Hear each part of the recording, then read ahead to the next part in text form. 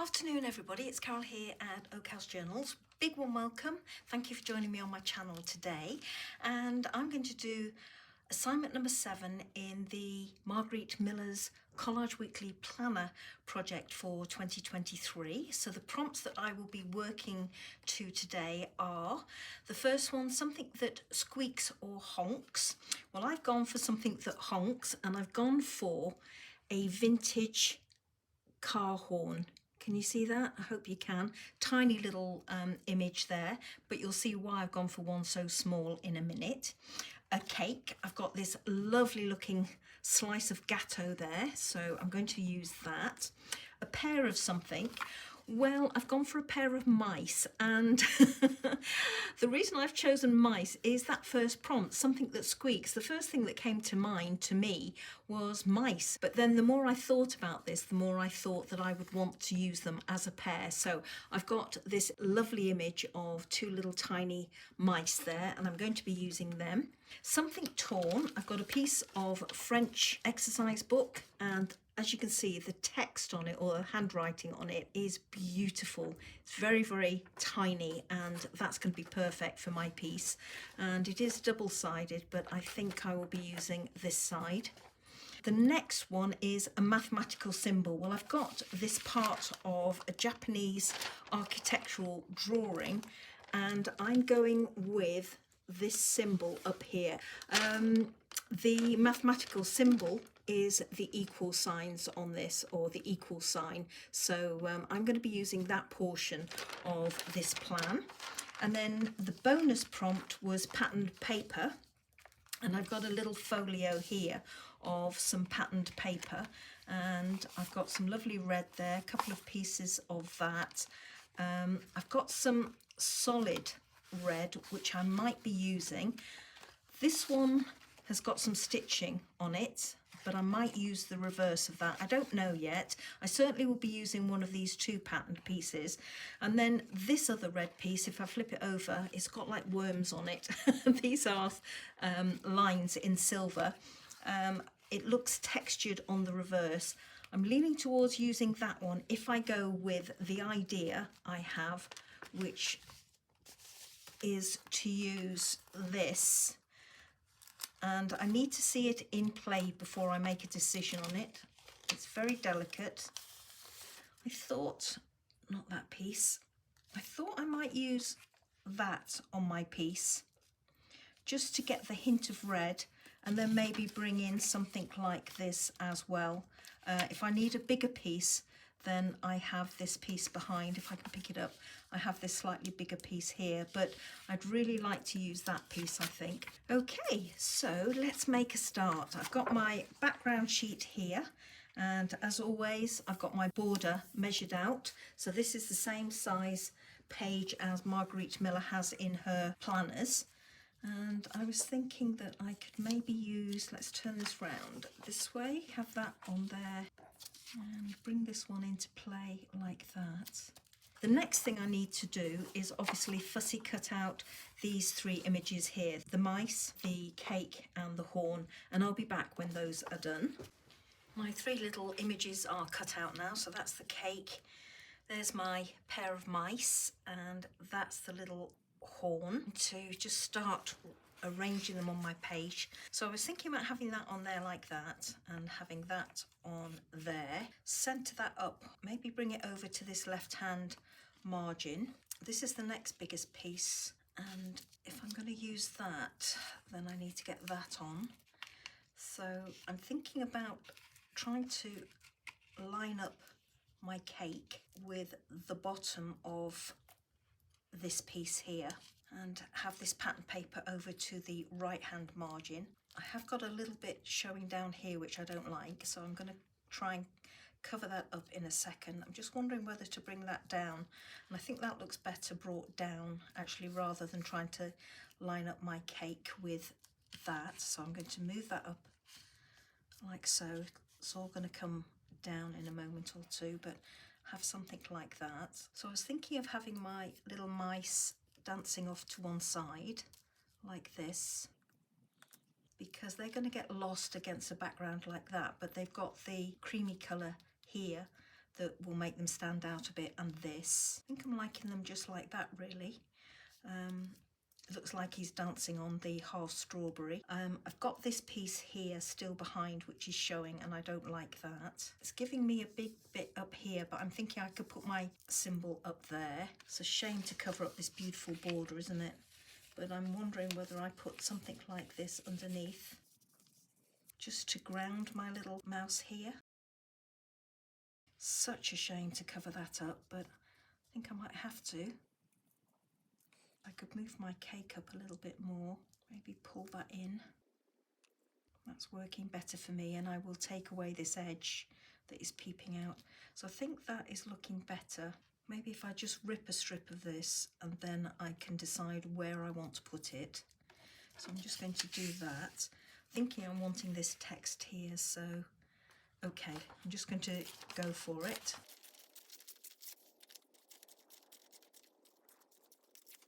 Don't want this pink showing here, and I actually don't want that gap there between the border line or the margin, so I'm going to take that away.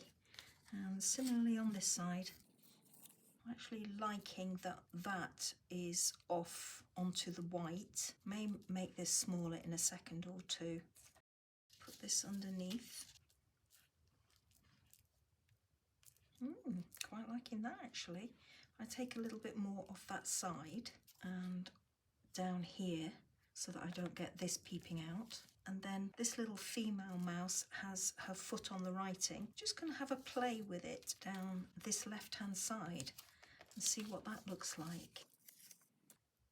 No, I'm not liking that as much. So I'm going to take away a portion of this. So I'm going to take away a portion down here of this. So let's go in with that.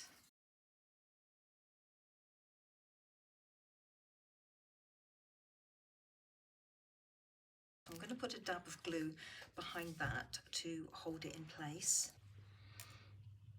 I've just placed my bits on, and I think this is how I'm going to have the arrangement. I like my mice half on and half off this bit. I want to add a little bit more paper behind this little female mouse, so I'm going to pop a little bit in there. She wasn't really standing out much against the filigree border here, so I wanted to make her stand out a little bit, and I'm just going to put a dab of glue behind my little boy mouse as well so that he will stay put where I want him. So I've got my pieces more or less where I want them to go. I've got a piece up here. I'm not sure where I'm going to have, whether I'm going to have that piece up there, but I was just toying with the idea. If I maybe take that bit off there and across there. I might have a bigger piece, use some of that up here, I don't know yet, but I just felt that I wanted something up in that corner to balance out the ripped book page down there, so I could potentially have that up there, maybe something like that, or I could go in with something a bit bigger like this. Let's find a piece that I might like. I could go in with a bit of that if I wanted to. Not sure yet, so I'm just going to play it by ear for the minute and see. So I've got my pieces roughly where I want them. I've now got to try and use my mathematical text and my mathematical symbol.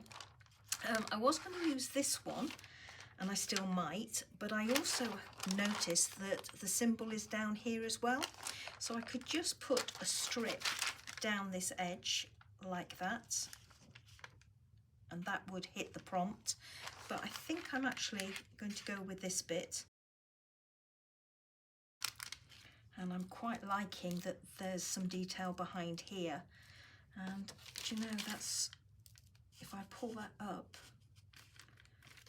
then that gives me some interest up there. Okay, so I'm going to rip it across here. It's got some sort of tape over the edge, so it's not that easy to rip. So let's try again.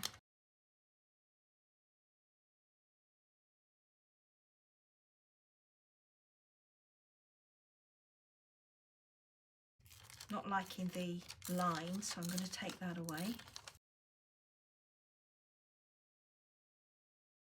Just playing with this lettering there, I'm wondering whether that would add some detail along the top for me. Wanting to try and get this symbol along this edge here. Okay, so I'm not liking that, so I'm going to take that bit away. Yeah, I'm quite liking that. And I'm wondering again whether I can do something like that to balance it out a little bit in this top corner. I'm also wondering whether I can take away the portion here. So let's just fold it up and see what it looks like. Wondering if this will slip over the edge of the gateau like that. I'm actually thinking that might be quite nice.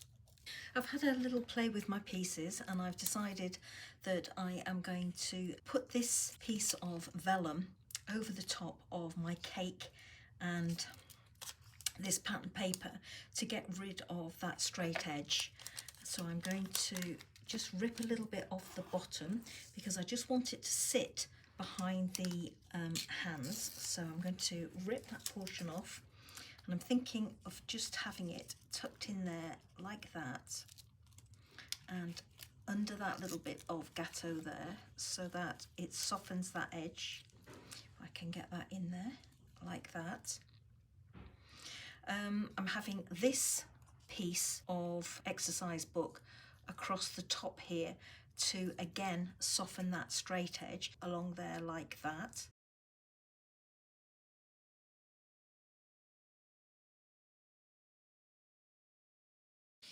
Here is almost finished piece with everything bar one glued down. I have added another one of those symbols up in this corner. As you can see, I've got the book text, extra piece of book text there. I didn't like the Asian symbols that I had down the side there, so I've put another piece of this book text behind this little female mouse, and I've just put a few numbers down in this corner here because I just felt that it needed to balance off with those pieces. You can hardly tell that that's a piece of cake really, but never mind. This is the little horn, that car horn, vintage car horn that I cut out, and I originally thought that I would just have it like that over my mouse's hand as if he was holding it and brandishing it around, but that is lost on there really. I probably would keep it there in all honesty because there is quite a white expanse of gateau there, but what I want to do is do something up in this corner here because it just looks blank to me, and I've lost my little horn there. There we go. And this I think is way too small to have across that corner. So what I've done is I've gone and I've printed off another one, and I will have that one up in that corner and forget about this one going in the mouse's hand. So let me just quickly glue this in place. A bit too much glue on here, but I can always dab it off a little bit. There we go.